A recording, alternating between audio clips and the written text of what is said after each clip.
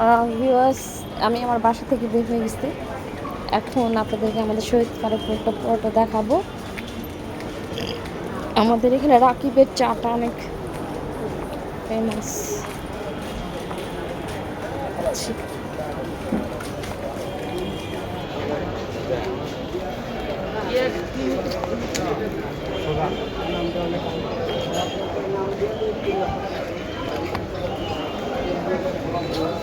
এখানে অনেকগুলো চায়ের দোকান হয়েছে।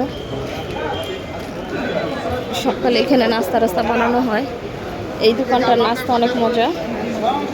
এই যে এখানে সব বিষয়ের দোকান।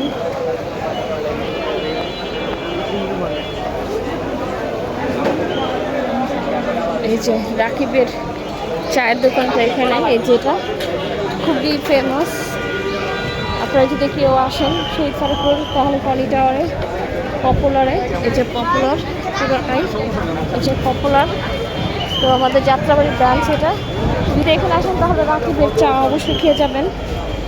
আর এই যে আমাদের শহীদ পার্ক রোড, এখানে এখন শুরু হবে। এই যে সব এখান থেকে ধরে একদম লাইন পর্যন্ত খাবারের দোকান। ওই সামনে আসছে বার্গার, তারপরে লার্কি, মানে চুলায় হয়।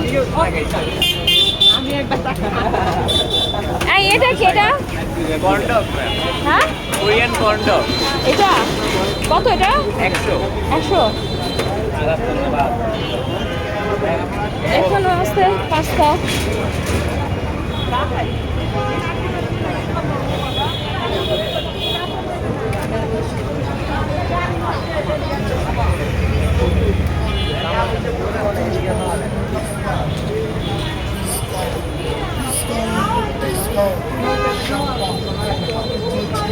আরে না ছাড়া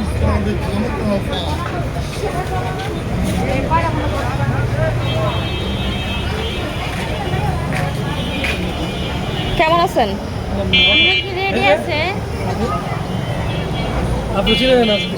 হ্যাঁ হ্যাঁ, দেখেন না, সে ভদ্র হয়ে গেছে আজকে।